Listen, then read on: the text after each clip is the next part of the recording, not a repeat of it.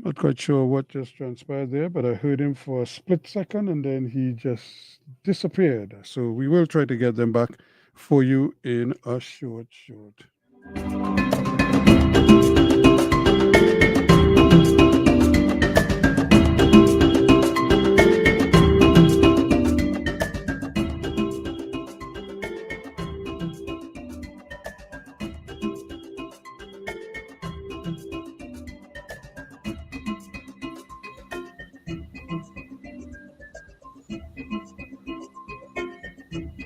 Let's try that again. Yes, good night and welcome To you, Shabaka. to our listeners on the 91.1 Talk City and those joining us from different parts of the world online on our social media platforms. Welcome to Indaba, the place where knowledge grows, the place to find consensus, the voice of the people, the voice of the Emancipation Support Committee. I'm here in studio with my dear colleagues, Reverend Kwame Kamau and Dr. Claudius Fergus, no strangers to the loyal listeners of Indaba indeed. And we're going to be joined shortly by two guests of Haitian origin to discuss the developments in that country. So we are right at the center of what's happening in the region tonight here on Indaba. You don't want to miss this show. You got to stay tuned for the rest of it. Brother Kamau, how are you? I'm doing fine. I'm doing fine. Thank you. Certainly had a little power outage a little while ago that almost threatened my presence here on tonight, but favorably as the gods would have it, I'm here live and alive, and it's always good to be with you. And of course, our historian extraordinaire, looking forward to that book, looking forward to that launch, and all the good things to come in, of course, later on in the month of March. But on tonight, we have quite a power pack program, don't we? Dealing with, of course, the issues of decolonization in the Caribbean part two, with our very esteemed guests, a local, and of course, dealing with this regional issue in terms of what's happening in Haiti, the champion of freedom, the champion of liberation, the country that was responsible more than any other in our region for not only liberation within the Caribbean, but liberation within the Americas. Now facing all kinds of humanitarian crises, political crises, and instabilities. And so on tonight, favorably, we have two just. Okay, let me, Kwame seems to have disappeared there. We've lost him. But let me introduce our special guest. Tonight we have Sister Monique Clesca. She is a member of the Monitoring Office of the Montana Accord, an author and a journalist, an activist who's worked in the field of international development, advocating for children and women's rights, and has contributed towards policy development around issues linked to Haiti and Africa. We also have with us Sister Myrtha Désulmé, who is a lawyer and advocate for Haiti. She's the founder and president of the Haiti-Jamaica Society and represents the Haitian diaspora in the Montana Group, a civil society movement working to resolve the ongoing Haitian crisis. So we have two very special guests with us tonight, and let's get right into it. A number of African countries have signed on to send police forces, military forces to Haiti to police the situation there. Tell us some more about what exactly is in course and how the civil society groups that you represent feel about the developments. I think let's let the audience know that in Africa, you have an interventionist arrangement with Kenya and an agreement from Benin to contribute 2,000 soldiers. In the case of Kenya, it's police, 1,000 police. At least that's the figure that has been bandied about. And the Caribbean, we also have some promise from some Caribbean states, including the Bahamas and quite a number of others. So that's the picture with respect to intervention. And we know the devil behind all of this is coming from the imperialist center in the hemisphere. Well, maybe I can United add to States, that. Yeah, let me right? just add to that Yeah. the group of civil society organizations that our guests represent, they reached out to those of us in the region some months ago and asked us to join our voices with theirs and to let the leaders know that they were not in favor of intervention, military boots on the ground, troops on the ground. And so both the Emancipation Support Committee, the Caribbean Freedom Project, and a number of other organizations, the trade union movement, and so on, all signed up, and we made public declarations to our leaders and to the leaders of the CARICOM region, in line with the views that you all had expressed and shared with us. So I just want you Yes. to be aware of that. Right. It's a United States sponsored intervention, and we should understand as well the United States had occupied Haiti for almost 20 years. So this is another game they're playing of occupying Haiti through the back door, through proxies, actually. So you can bring in the guests now. Yeah, so Monique, let's start with you, sister, to give us your views and tell us why you all have taken the position you all have around this issue, because there are arguments in the mainstream media that suggest it's a good idea. Monique, you're muted. Thank you for inviting me. I am very pleased, even honored, to be a part of this esteemed group for the next half an hour. Now, let me flip the narrative a little bit. Now, what is said is intervention. These troops, different countries are coming to Haiti to help us. But what exactly is the situation, and why is it that we say that this is not necessary and this is an intervention that is meddling in our affairs? It started with Michel Martelly, went on, who was the president from 2011, went on with his successor, who was Jovenel Moïse, and then with Ariel Henry. And there are UN reports that actually say that Michel Martelly created a gang. The same UN reports actually say that he has armed gangs, that he has furnished munitions to gangs, that he has enabled gangs. Jovenel Moïse, it was the same thing in terms of working with gangs. There is a gang leader who has said he has met with the de facto Prime Minister Ariel Henry several times. So what I want to present to you, it is that the governance structure of the last 10 or so years is a criminal governance structure that has relied on gangs, and when they did not rely on gangs, they created gangs to carry out their dirty work. And I'll go a little further.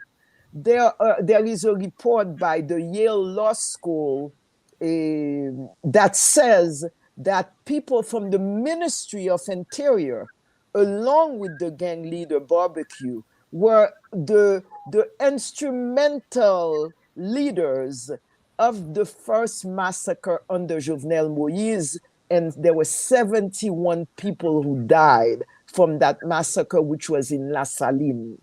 So again, within government, they were furnishing arms, cars, etc., to gang leaders. And then you have Ariel Henry. And Ariel Henry did not do anything when he came into power to combat the gangs. What he did was, a few months after he came into power, he went to the UN and said, I need help. And there was no plan, there was no security plan, there was no plan to combat the gangs. there was, because they were talking to the gangs. He was talking to the gangs. So there is an intimate relationship between the leaders of Haiti, the political leaders of Haiti, and some of the economic leaders of Haiti with the gangs. So this is a criminal organization, kind of a mafia state that has worked with the gangs. So I think it is important that we understand that. It is the first given. Now, when Ariel Henry went to the UN to ask for help, after having done nothing, he still continued not to have a security plan. There was no plan to talk to the gangs, to tell them to put their arms down. When the Canadian ambassador came, he was delegated by the Security Council to come and talk to the government in Haiti. He asked, but where is the plan? What is it that you're doing? There was nothing, and there is nothing. So the point I am making is the following. The gang is a political economic construct of the powers, the leaders, economic and political leaders of Haiti. So there is no political will to get rid of them. There has not been any political will to get rid of them. There has been no plan to disarm them, nor to do anything else about them. Monique. So going to the UN to ask for Kenya, Benin, or whatever else was I don't know if it was a power play. I don't know what it was. Yeah, but Monique, one of the things that the state has suggested is that these foreign forces could help them combat the gangs. How do you treat with that question? No, but wait a minute. I think it's important to realize these are the people who built the gangs. These are the people who strengthened the gangs. These are the people who enabled the gangs. So I think it is very important to understand that, to see the hypocrisy of them going to the UN and then saying, you know what, we need help to combat the gangs. The police was never, no, it's important to know that, because without a security plan, without involving the police to say, we have the political will to fight the gangs, we want the police to do this. So the police are following the orders of the political thing, and the police themselves are infected, if I could say this, with gang leaders. And so that is important to know, so you can understand why it is that we say we need new political leadership that is not involved with the gangs, that is not part of the criminal regime, so that there can be political will to fight the gangs with whatever it is that are internal resources, whether it is the army, whether it is the police, whether it is them combined to do this. And I think it's important to understand that. So I don't want to talk about what will Kenya do or not do, but first we have to put order in the house so that we can get the political will to fight the gangs. It's not Kenya that's going to fight the gangs in Haiti that's going to resolve the problem. Yeah, Monique, the from the ground over the last few months, we got the word that at the center of what you all wanted was a return to a proper democratic process, which Ariel Henry seems to be disinclined to initiate. But what I find fascinating is that, and I hope we could bring Myrtha into the conversation here, and of course we come back to you, Monique, but to bring her in to discuss the fact that the gangs themselves also want to see Henry gone. How do we explain that? They have spoken about the leaders of gangs just this week. Pardon? Let's bring in Myrtha. Yes, I'm saying that just this week, the leader of one of the gangs with the sobriquet barbecue called for Ari to leave his position, to abdicate his position as leader, and to initiate a democratic process. So the gang seem to be, saying the exact same thing as the civil society organizations. Myrtha, your views on it? Good evening, Brother Fergus and Brother Kambon. Good evening to your listeners. My colleague, Monique Clesca. Okay, so I think that we have to give the listeners a little bit more context. We are in a struggle for the soul of Haiti. And that is Joe Biden's favorite line whenever he's going into elections, right? We're in a struggle for the soul of America. Because against the Republicans who have come out and said, openly that they are going to destroy democracy and Donald Trump wants to be a dictator, and they're pushing all kind of laws and rules to outlaw books and history and abortion and voting and everything. Okay, so what is happening in Haiti is the unraveling of 200 years of destruction by the European, when I say European, I mean the colonialist powers that was joined by the US in 1915.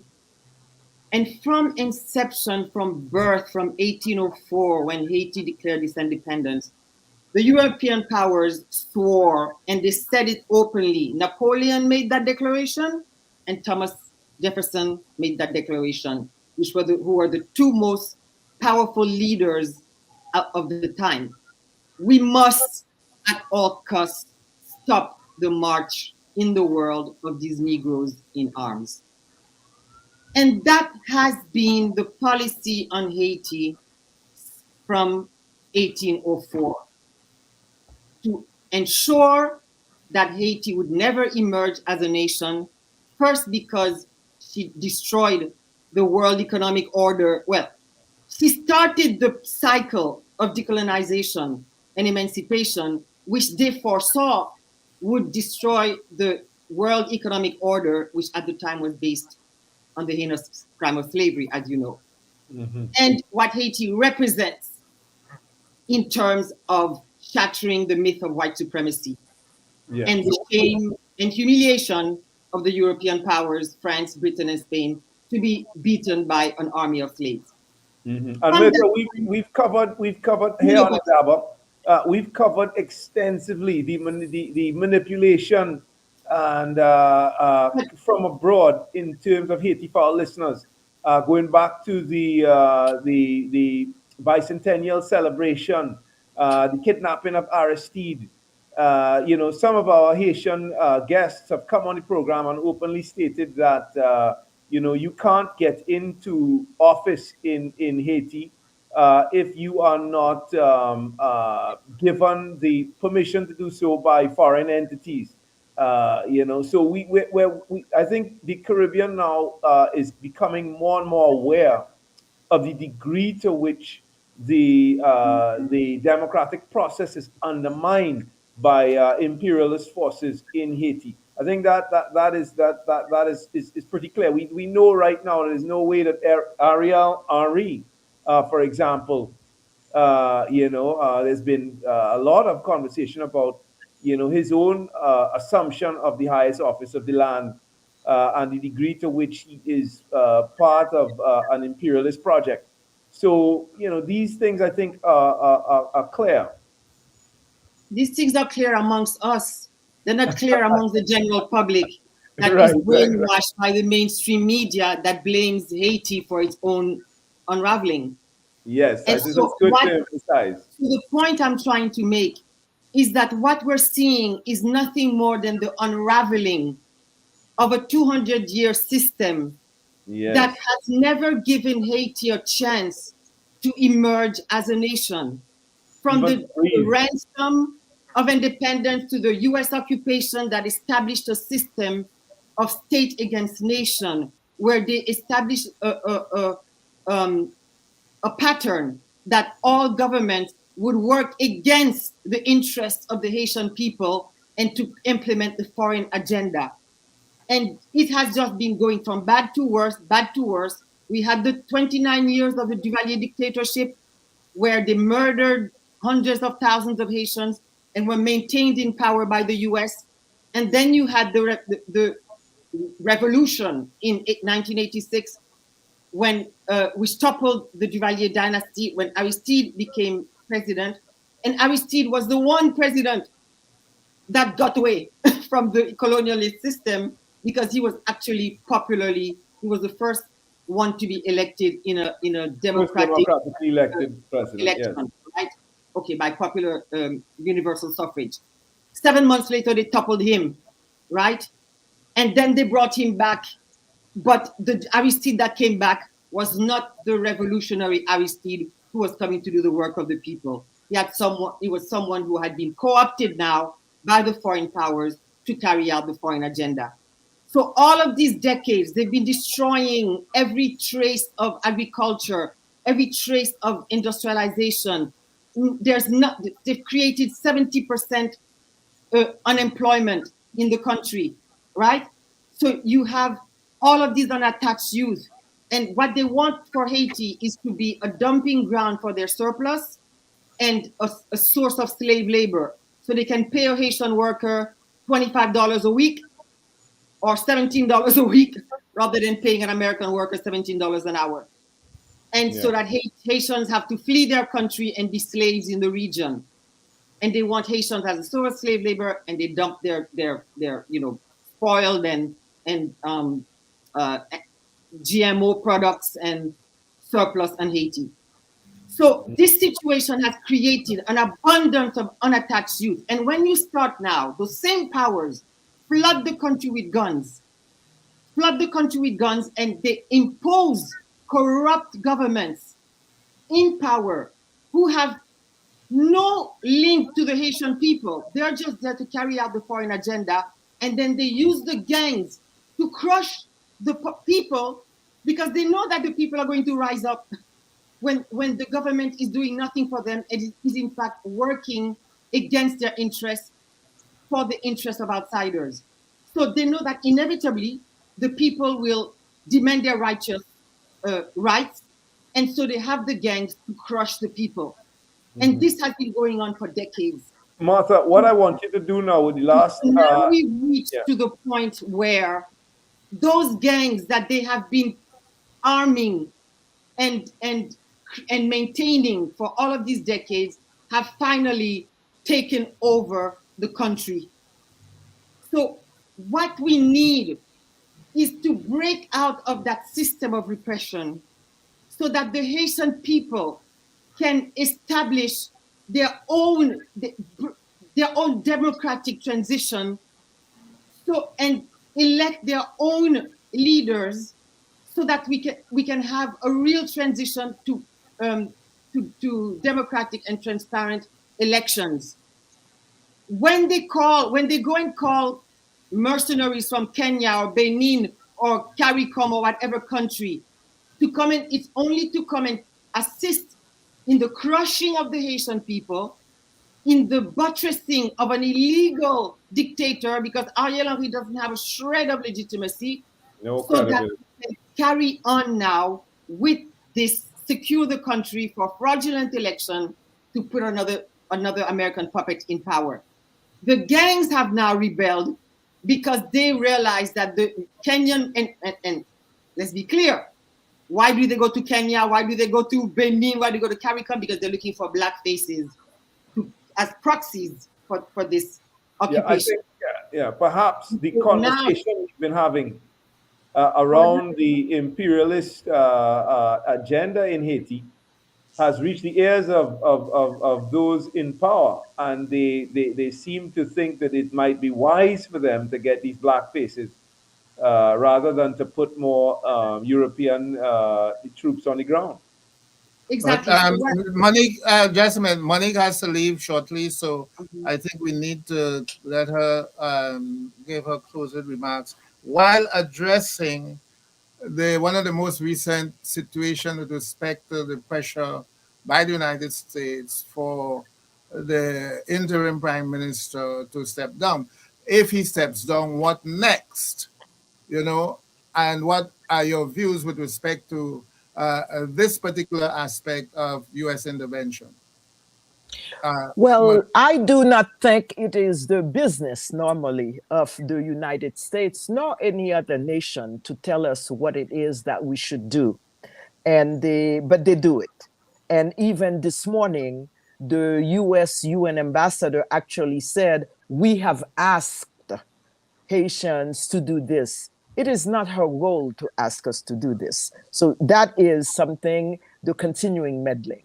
What is going on now is there are negotiations, and we are hopeful that Ariel Henry, the de facto prime minister, will get just a little inch of wisdom and realize that it will be best for all if he resigns. And if he doesn't want to resign, then he will face whatever it is that he will face. But bottom line, after 30 months in power, total inaction, the practically 129% increase in the murder rate from one year to another, 83% increase in the kidnapping from 22 to 23, he has shown his incompetency, and it's time for him to go. So it's not the US who has to tell us this. Haitians throughout the country have taken to the streets and have asked for Ariel Henry to go. And we have done some since last summer. There is a mechanism that we have published on how that can be done. It has been shared with all the different parties. It has been shared with the CARICOM leadership also last year, and we have continued to discuss with them. Right now, discussions are going on, and we hope that he will see wisely, and the mechanisms show the road to the transition. As a matter of fact, the Montana Accord itself is a transition, a document with a 2-year transition, with elections within those 2 years, with a national conference where Haitians can participate in the visioning of what Haiti should be like. So we are continuing the dialogue. We are continuing to try to find consensus so we can move the country forward. And I always say this, there are so many able men and women from Haiti who are visionaries, who are competent, who have experience, who can move the country forward. So this is what we're looking for in the leadership, and these are the next steps that we are working on. Monique, the Emancipation Support Committee has publicly stated its support for the Montana Accord. Thank you. Has that accord gained traction in the region among the political elites? And why is it that the international community can't see would prefer to have troops rather than a democratic process led by the Haitian people? I will let Myrtha respond to this because I'm the one who is leading the next meeting at 7:30, so I really have to go. Okay, so Myrtha will do this. Thank you so much. Thank you. Thank you. So Myrtha, you can address that question, and also you can give us your closing remarks. So the reason why I was making the maybe long-winded introduction is because I want to take it beyond the particular crisis that is going on now, because everyone is so used to just jumping into the hysteria about another crisis in Haiti, and we have to close our borders because we're going to be invaded by refugees and escaped convicts. We have to get to the source of the problem, and we're asking for your support and the support of the Caribbean people. That is why I started out by saying we are in a struggle for the soul of Haiti. These international powers do not want Haiti to be sovereign. That is the reason why they will not recognize the Montana Accord.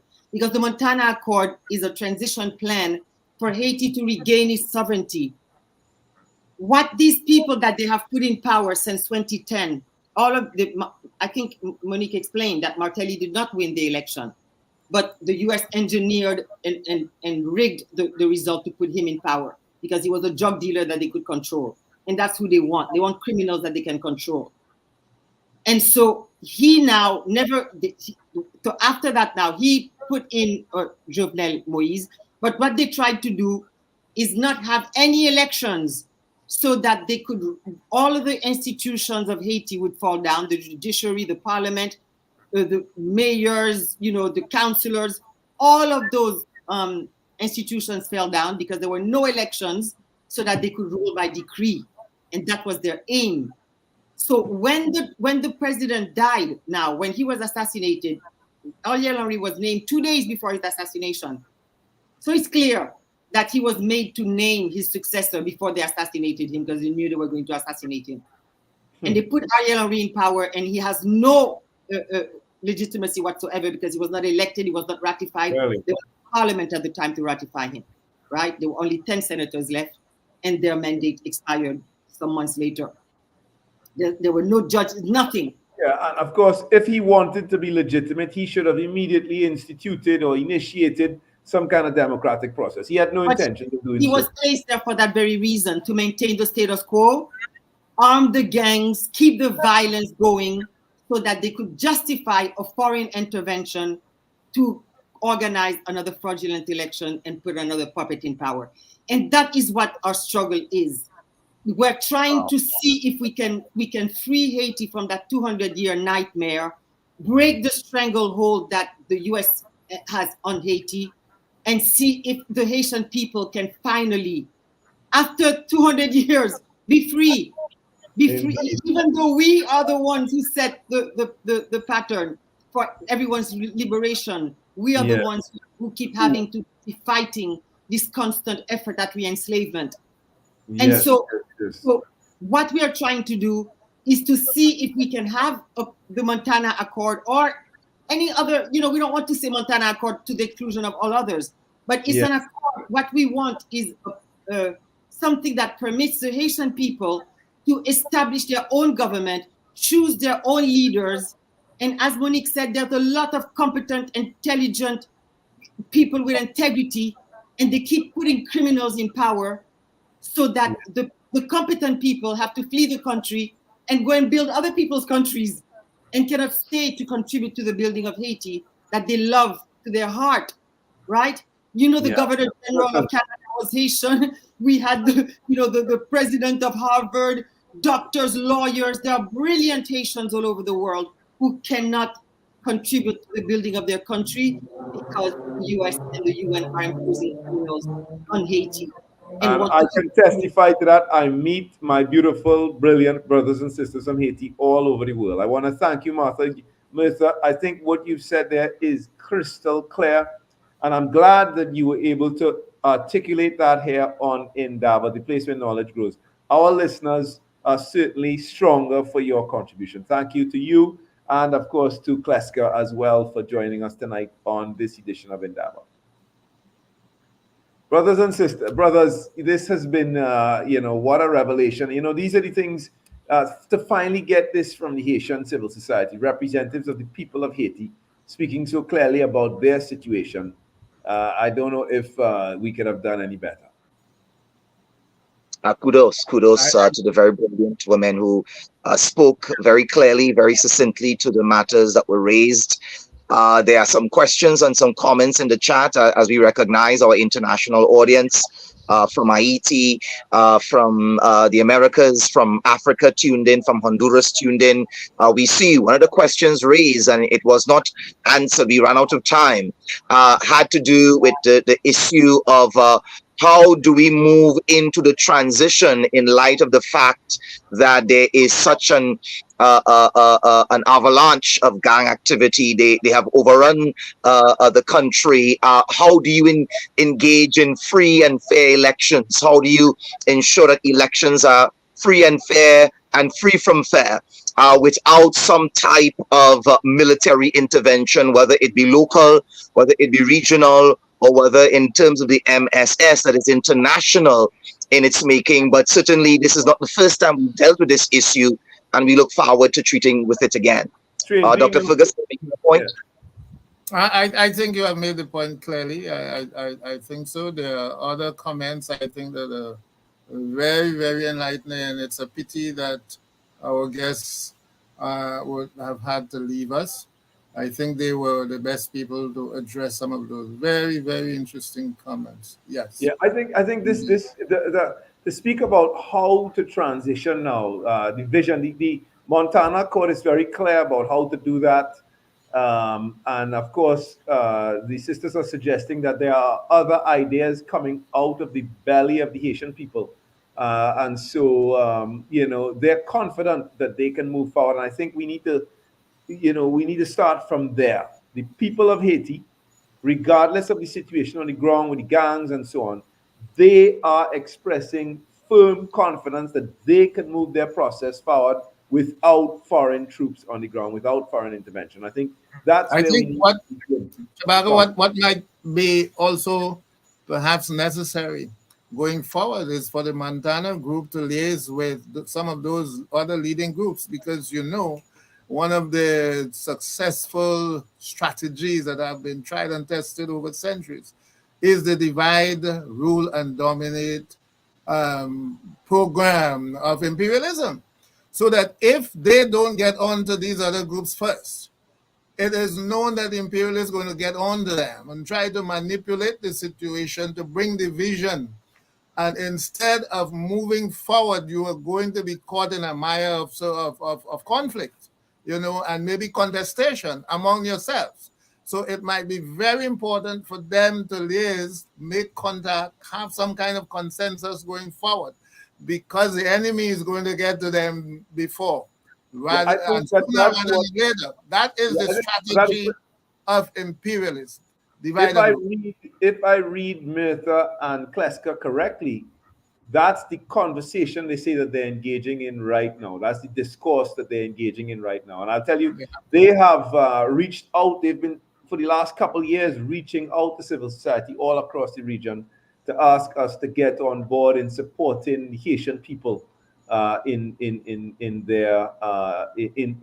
attempt to try to bring a real democracy to the country.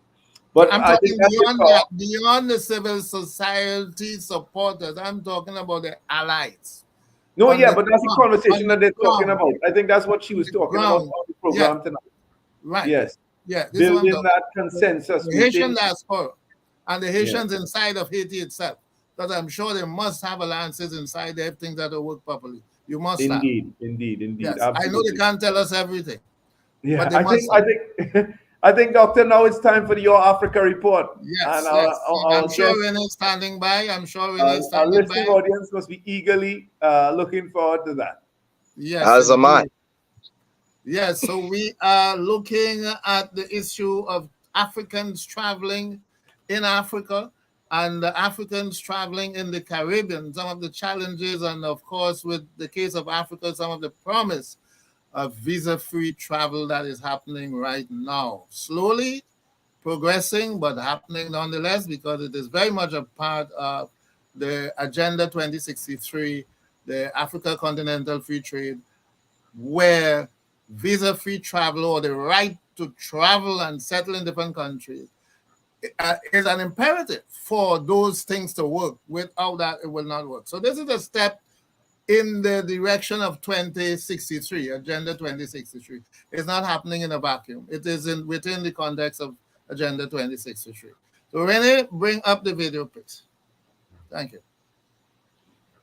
Yes, Renee? Africa is a cherished dream of all true Pan-Africanists, thanks to Marcus Mosiah Garvey. But the free movement of people, goods and services, even with national borders still in place, is a bedrock of the African Union's Agenda 2063.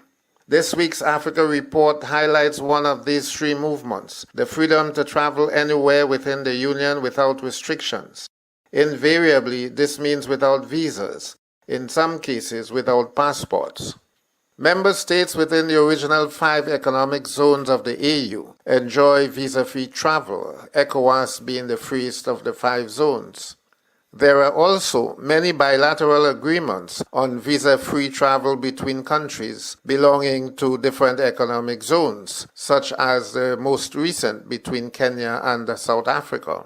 In 2018, the African Union issued its Freedom of Movement of Persons Protocol, which called for freedom of entry, residence, and establishment for all persons within the Union. To date, only 5 countries have implemented the visa-free policy under this protocol.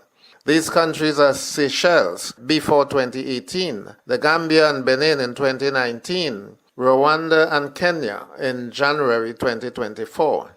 All Africans are now entitled to visa-free travel to these countries.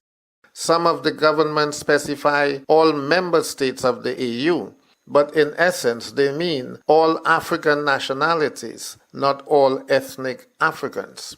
The big question for Africans in diaspora, therefore, is, does this policy apply to the 6th region?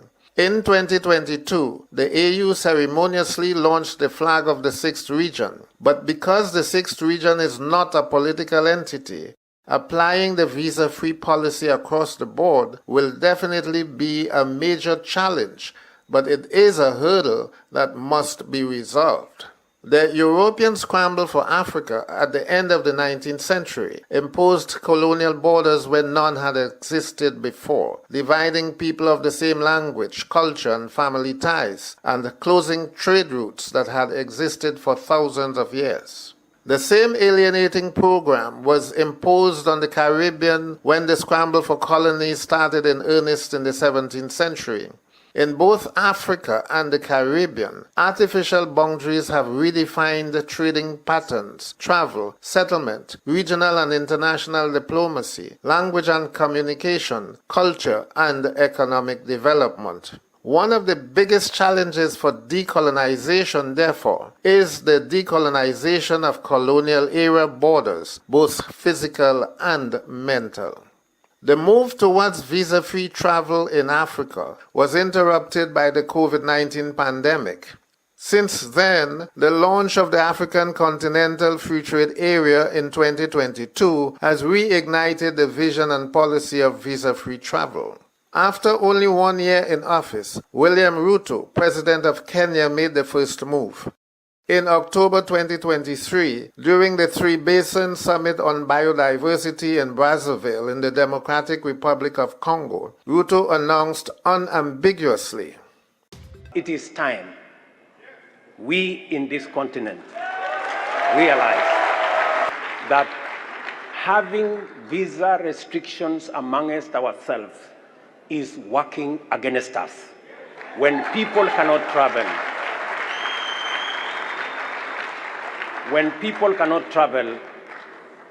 business people cannot travel, entrepreneurs cannot travel, we all become net losers." Shortly after, in November 2023, President Paul Kagame of Rwanda made a similar announcement while addressing the 23rd summit of the Global Travel and Tourism Council. An African can get on a plane to Rwanda whenever they wish, and will not pay a thing to enter our country.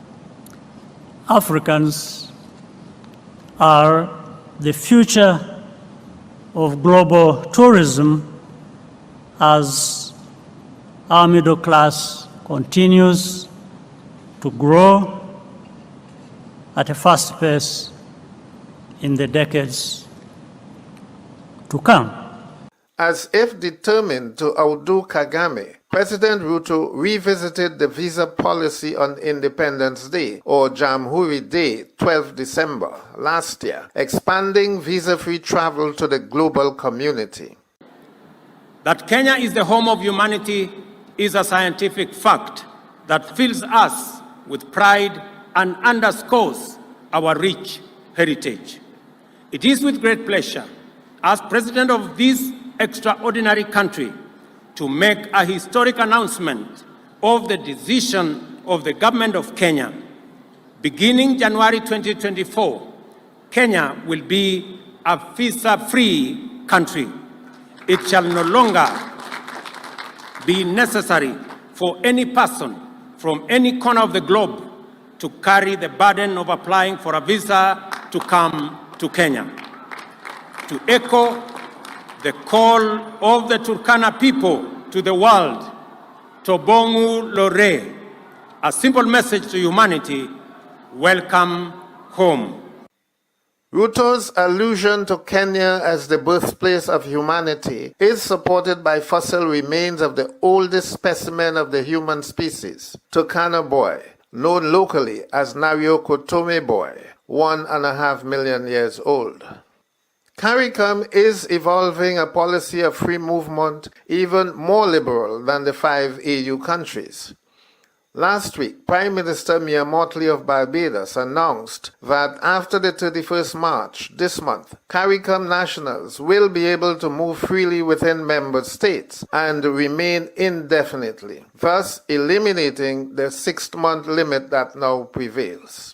None of the visa-free reforms of the 5 African countries specifically include the diaspora, even for countries where the diaspora constitute the majority population or the ruling class. Conversely, these diasporan governments do not extend any travel privileges to Africans from the motherland, while pampering their historical oppressors. Except Cuba and more recently Barbados, immigration officials in CARICOM and non-CARICOM countries are often hostile to indigenous Africans. Many display overt racism towards them. The rest of this Africa report highlights the case of famous Zimbabwean philosopher, writer, musician, motivational speaker, and vlogger, Bishop Joshua Marara Maponga, who attended a Pan-African conference in Jamaica last month. On leaving Jamaica for his return journey, Maponga went to the Dominican Republic to get a connecting flight to Brazil, but didn't cater for the nightmare he would endure for 4 days in detention. He narrated his traumatic experience to Wode Maya after deportation back to Jamaica. Maya was also in Jamaica to attend the conference. Gavi is coming from here. Mali is coming from here, from this region. So you'd expect some certain amount of sensitivity to geopolitical, historical disadvantaging. But to have black people now sitting in positions of authority and reinforcing with power and force the draconian laws of colonialism, unbelievable. And to my shock and dismay, I was detained in Dominican Republic for 4 days. 4 days? Denied food, water to bath and to drink. I was denied a bed to sleep. I literally sat on the bench for 4 days. I bought 4 tickets to go back home, and all those tickets expired. With their instruction, think it is slave trade on steroids. That you can be having credit cards in your hands. You can be a door. Literally from where they locked me up, the door which was selling food was like where that tree is. And they would put guards here not to make sure that I don't go there and buy food. My goodness. And just sit there. My embassy called. They wrote a letter. I can show you the letter to release, but they just said their own ambassador for Dominican Republic, who is in Cuba, liaised with my embassy to say release that man. They still refused. So I became a prisoner in the Caribbean. To Maponga, Caribbean leaders are victims of a white supremacist conspiracy to keep Africans in the diaspora and Africans at home divided. He expressed his dismay on Dr. Tata's YouTube channel. The problems of immigration is one way of terrorizing and traumatizing and frustrating the business community on the islands and on mainland to make sure that the African and the Caribbean will never be caught up in a conversation to talk anything that is progressive, because that business solely remains to be managed by the Americans and the Europeans, and their anger and hatred for each other is now spilled over to the black people amongst themselves. Maya and his team often had the commitment to their cause tested to the limit by Caribbean immigration authorities. We have come a long way and still have a long way to go, but the future of African unity is worth fighting for. Let's conclude with a Zulu perspective from Maponga's wife, Matlali Solfafo, who was born in apartheid South Africa and who encountered her share of visa racism when trying to get a Brazilian visa online for her husband. But I guess we have learned a lot, and we know that as Black South Africans and as Blacks generally, we know that we are still oppressed. And in Sizulu, they say indelendela, indlela. It means the road is still long for us, especially if you are Black and you are an African child.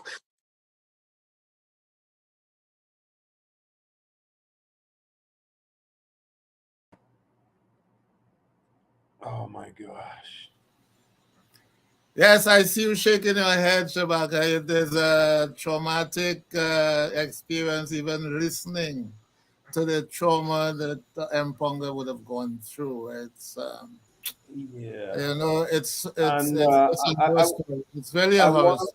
want to take the opportunity to say a special good night and to salute my own father, Kafra, for his work. I mean, over a decade, maybe 2 decades of work trying to, to deal with the issues that Africans faced one after the other here in Trinidad and Tobago, and for trying to open the eyes of the country to what you call their visa racism.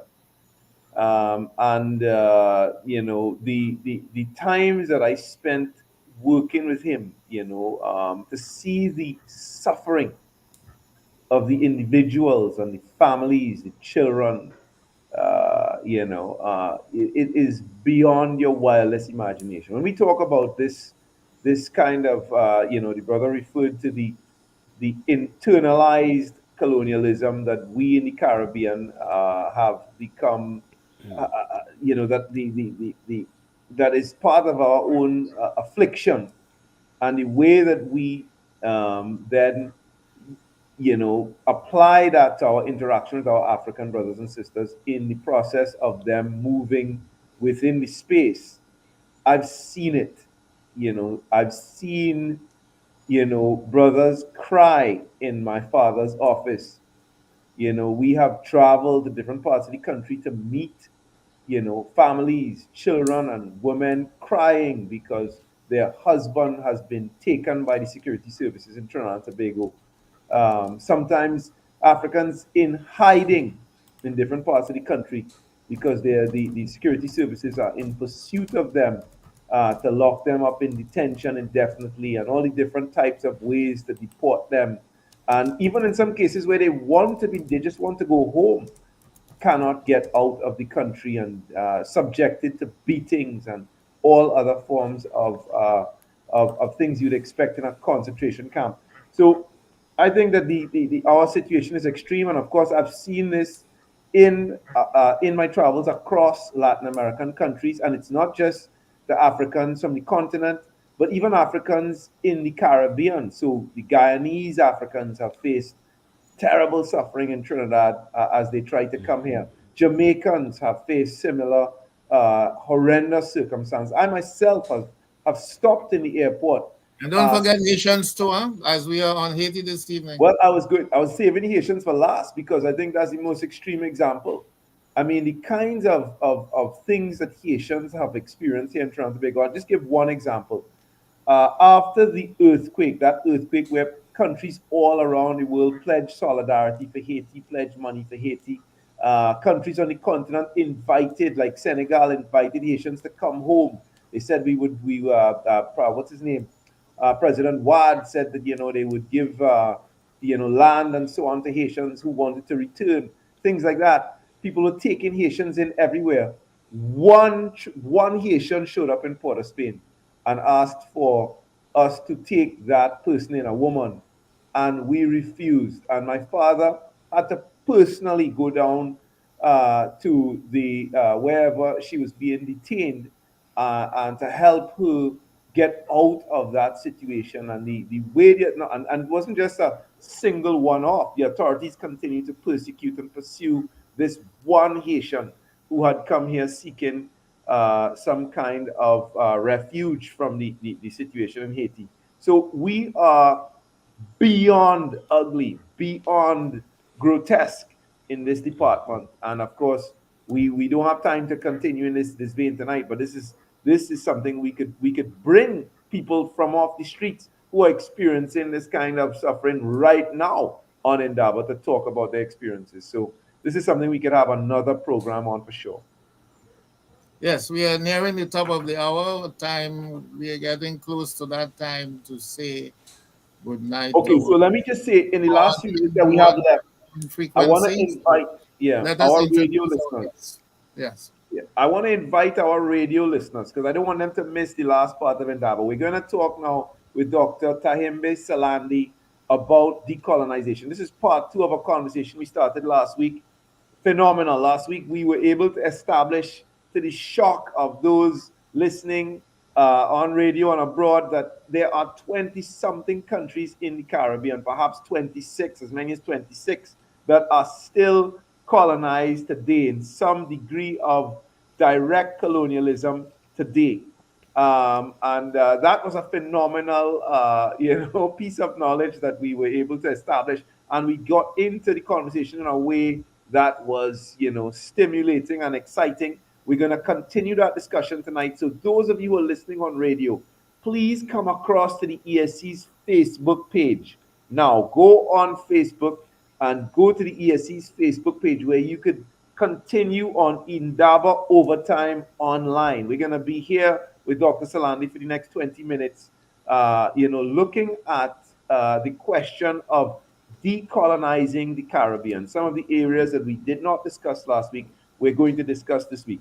Now I'm going to ask Renee to play a clip for me from the international media, because we're going to talk, we cannot talk about decolonizing without talking about colonialism, and the most extreme form of white settler colonialism in the 21st century is in the state of Palestine. It is called Israel. And so we're just going to take a quick clip from that before we come back with Dr. Salandi. So those of you on radio, in the last hour, that there has been a second massacre in Gaza, a second flour massacre. A flour massacre is where trucks finally make it into the Gaza Strip and begin distributing flours, starving people, swarm around the trucks in sufficient numbers to be shot like fish in a barrel. It happened last week. It's happened again this evening. I want to ask you if you can imagine a greater act of barbarism than to reduce people to mass starvation, sickness, and disease. And then when they finally have the possibility of the flour to make themselves a piece of bread to eat, tanks, shells, and machine guns open fire upon them. I want to ask you if you can imagine what it must be like to be a supporter of this barbarism.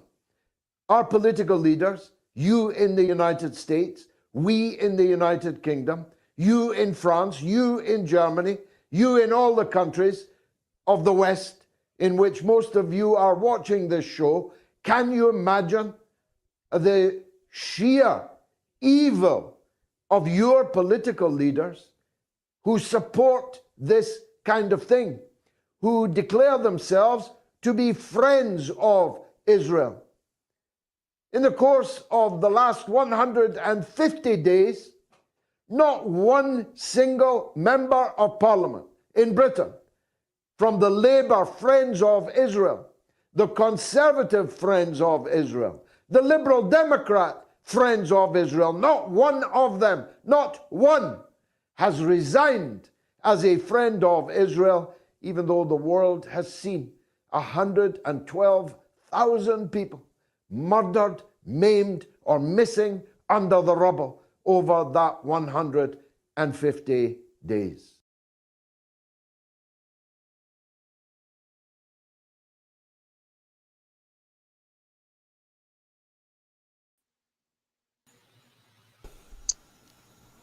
Yeah, that was the voice Powerful of words there. George Galloway, who is now just been re-elected to Parliament in the UK, much to the dismay of the ruling elite there, who have already condemned his re-election because, of course, his strident rhetoric, particularly around this issue, has just been too much for them to bear. But Dr. Salandi, let's get to this conversation right away. Of course, let me just make a correction. If our radio listeners are still on, it's YouTube and the CPAN Facebook page. That's the Caribbean Pan African Network's Facebook page, is where you can see Indaba Overtime, not the Emancipation Support Committee Facebook page. So we look forward to you joining us for the next 20-25 minutes here with Dr. Tayembe Salandi. So, Dr. Salandi, let's start. What is colonialism? Because for those who are just tuning in for the first time, why is it such a bad thing? And why is there such a contrast between how we perceive it, colonial architecture, colonial food, and all these different things? The reality of colonialism as opposed to how we see it, just to start the conversation for those just tuning in. Thank you for having me.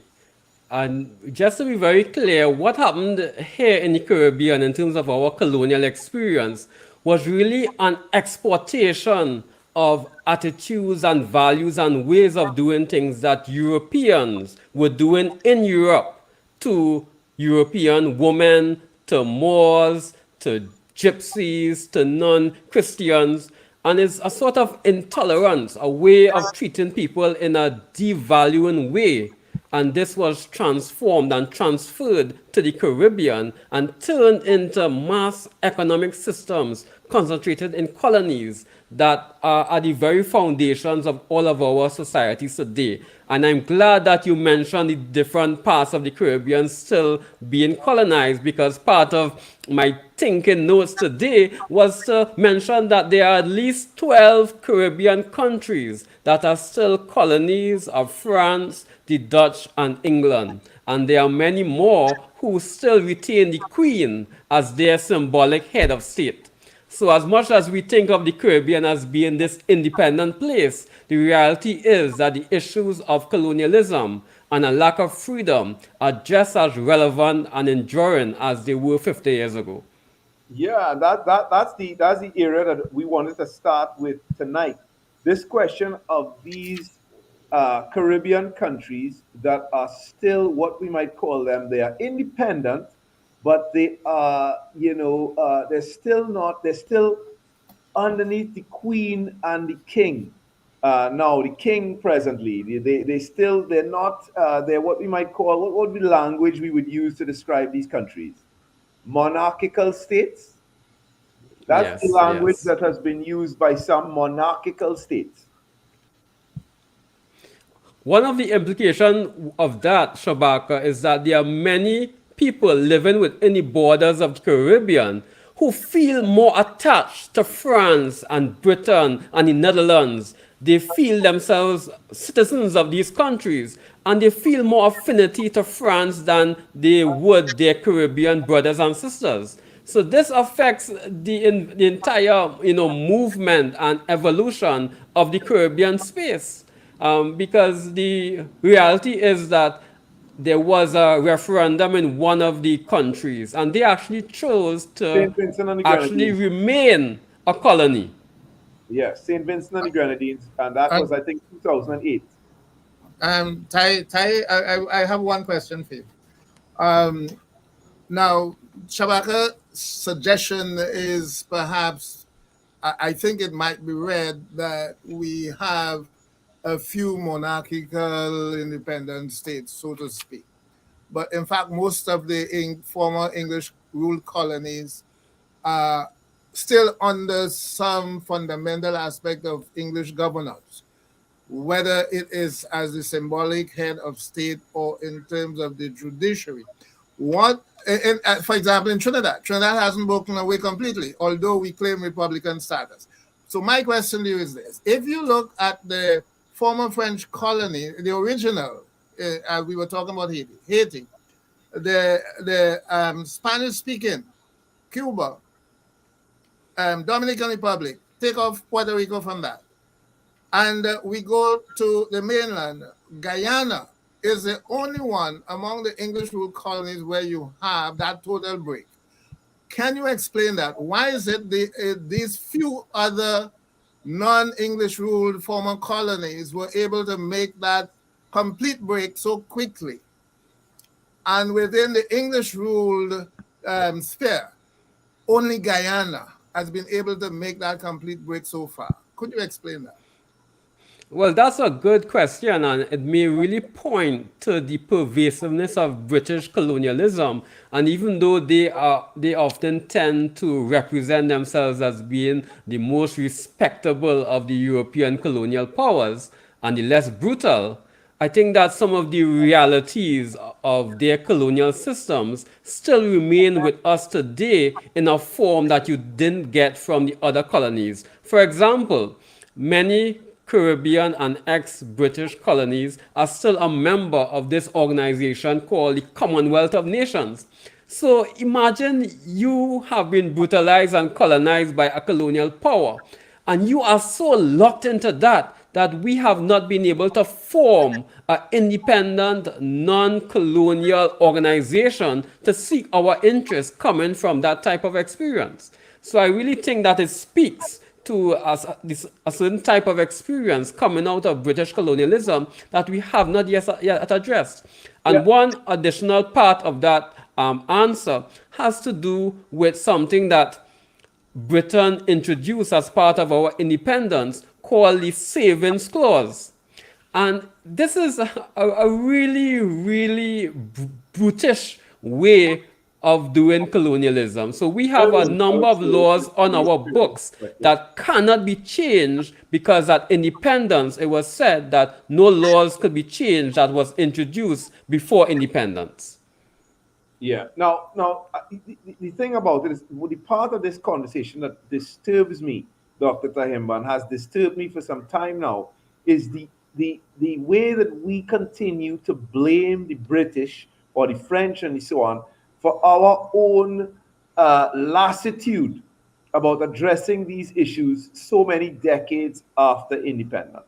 I think that we now have to start a discourse where we begin to take responsibility for the heedless continuation of colonial values, ideas, institutions that damage and undermine our development. We now have to start to take responsibility, Dr. Payne. That's my view. Yes, I agree with you, but there's also another side as well, that Britain deliberately designed things so that it will be difficult for even the incoming leaders to take charge and to run things in a certain way. And one of the parts or the aspects of decolonization that we don't often talk about is the entire makeup of the global economic and political order. So we have a range of so-called international global institutions that's supposed to be seeking the interests of all countries and all peoples globally, when in fact they are very ideological political organizations created largely by the West that suit their agendas, but yet we have remained locked in to the agendas of the World Trade Organization and the United Nations and a range of other institutions. And that is part of our global experience that affects us in so many ways that we aren't often aware of. And it really constricts the ability of leaders to take independent decisions in the interests of their citizens. Yeah, there's a famous Chinese professor who came to do a speech at the launch of the new year of the Law Association in Trinidad and Tobago some years ago. And he did some research that was quite interesting. Just to counter your point a bit here, he pointed out that after reviewing the records of the Colonial Office during the period of independence, he found that the British were, yes, very invested in these colonial, savings clauses, and in keeping the Queen at the center of the thinking during the process of defining independence. And they had set up these two guys to work with Ellis Clark, so Ellis Clark in Trinidad and Tobago, to ensure British interests. And those two guys had a meeting and they wrote about it where they met with Ellis Clark and they said to him, it wouldn't be in the best interest of Trinidad and so on to divest yourselves completely from the Queen.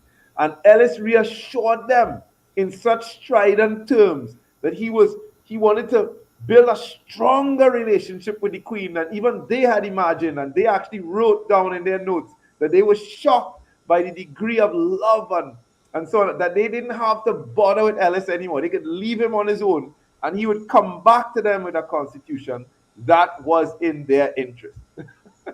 There's a question that I want to raise. There's a question I want to raise here, if at all I may.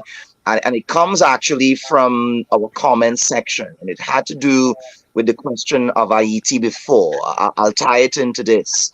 And it speaks to the issue of sovereignty, because it's one thing to curse the darkness. It's yet another thing altogether to light the candle, isn't it? And so we know that capitalism is part of that global economic construct of oppression and suppression that many of our countries, many of them that fancy themselves Pan-Africanists and Afrocentrists, still hold on to in their independence movements and republicanist movements. They still hold on to that. We know, of course, persons the likes of the founder of Ghana, in terms of the independence movement in Kwame Nkrumah, would have tried to go away from that. We have a parliamentary, a Westminster model system. Baba Fergus talked about the Privy Council still being in Trinidad and Tobago the last port of call in relation to all judicial matters, versus the CCJ. There is a Caribbean court of justice, but for many of the islands, it's still not the last port of call. And so the question has to be, since we have not yet as a Caribbean, nor even at the level of the African Union, defined what African sovereignty looks like, what African sacredness looks like outside of white supremacist religious context, and what does African sustainability look like? Can we, as a people, both continental and diaspora, begin to ask those fundamental questions? What does African sovereignty, sacredness, and sustainability look like, divorced of capitalism, divorced of Westminster model, divorced of the parliamentary processes that we have here? I would love to get your thoughts on what that looks like. Yeah, that's a really excellent question, because the reality is that all forms of knowledge, all from family, education, beauty, relationships, marriage, governance, all of this has been contaminated by the hierarchies and this European experience. Even our own so-called democracy has been a sham. It has not been for the people, by the people. We have had instead concentrations of wealth, continued by our post-independence leaders who have not done enough to disrupt all of these hierarchies of colonialism. And what I'm especially interested in is how a whole range of different crises, from the family, the education system, crime, our spiraling mental health rates, our rates of addiction, all of this could be traced back to this colonial experience that we have not quite yet really addressed in a really systematic and fundamental way. So I think that we have a whole lot of work to do to go back to the roots of it. One related point is that our very experience of independence was in a sense a sham, and it involved the sidelining of more progressive and sensible voices, and electing into power of those who were more moderate and who were willing to toe the line as set forward by both the old colonial powers of Britain and the new powers of the United States. So persons such as C.L.R. James, who had a vision of a political party that was actually linked to people on the ground. So he would have conceptualized, the idea of the village councils as a way to harness the potential of the people. And we all know what happened to C.L.R. James. We all know what happened to Kwame Ture, and how the radical voices that had the ideas, that had the alternative visions of development that we could have harnessed, were overturned in favor of views and perspectives that was not in line with our holistic sense of development. A follow-up question really quickly would be, and it's my last question, certainly, as we move fast and furious to the top of our end of over time. What model would you favor? You're a social scientist. It's your degree of specialty. You've looked at several models.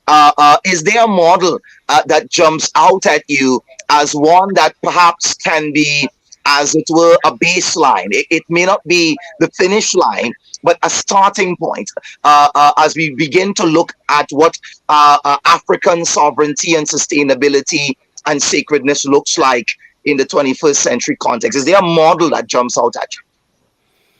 There's no one model, but I think that there are important elements in several models that could be married together for us to go somewhere. So, for example, in these sort of forms of African socialism, I think that there are some really important aspects of development that challenge capitalism in a way that I think really important. We have other more indigenous ideas and worldviews that stress the community. And I think that being able to value the community as being the main bond and the main part of development is extremely important, as much as capitalism as much tends to emphasize the individual. So I think that there is a body of wisdom, experiences, and knowledge within our ancestral and indigenous traditions that actually have a lot of important answers. I also see some important solutions lying in some of the earliest experiences of Africans and being able to understand where certain core knowledge came from and why indigenous people made certain choices, and being able to sort of transfer some of that ancestral ancient wisdom is in a modern context to understand the interconnectedness of everything. And how do we harness that as a mode of healing, as a mode of alternative development that could center the holistic development of human beings? Yeah, Dr. Salandi, the question of even this being an issue, the question of decolonization being an important aspect of our development going forward, doesn't seem to be seen or viewed by political elites or even the masses on the ground as something important. I want to know if you could address that question, because if it's not seen as an issue to be tackled then we seem doomed to continue to live in this colonial existence. Yeah, there is a concept called the invisibility of coloniality that basically explains how the colonial hierarchies and structures are present, but how they operate are so subtle and invisible, and they are not recognized, but instead normalized. And I think that captures the diverse and pervasive nature of this colonial entity that have evolved in so many diverse forms. And it's there. But I think that there has been so much distractions and so much power plays, so much aspects of our plantation culture in terms of capitalism, neoliberalism, and all forms of hierarchy in which those who have experienced the worst of all of these systems have not had space to really articulate their experiences so that we could understand that something is wrong. But something is wrong. And we need to clear space for those with the deeper experiences to come and articulate all of the ways that the system is wrong, and the hurt and the pain, and how we have all been variously disadvantaged by the present scheme of things. So I think we need to shatter the illusions. We need to break from all of the invisibilities that have confined our lens to looking towards the US and America as being the epitome of development, and really look at alternative models by which we could see exactly what is happening. Because if Palestine is any indicator, the US, Canada, and the UK have really been among some of the mass leaders in genocide and damage in the world. And it has been no different anywhere in the Caribbean. Yeah, I think yes, my brother, Dr. Salandi, we have to wrap up now. And before you make your closing comments, I want to leave you with this. You need not necessarily answer. Now, I believe that there is wisdom in the comparative approach to looking at problems, particularly problems related to colonialism. You introduced to our audience tonight the savings clauses that the British forced upon former colonies, right?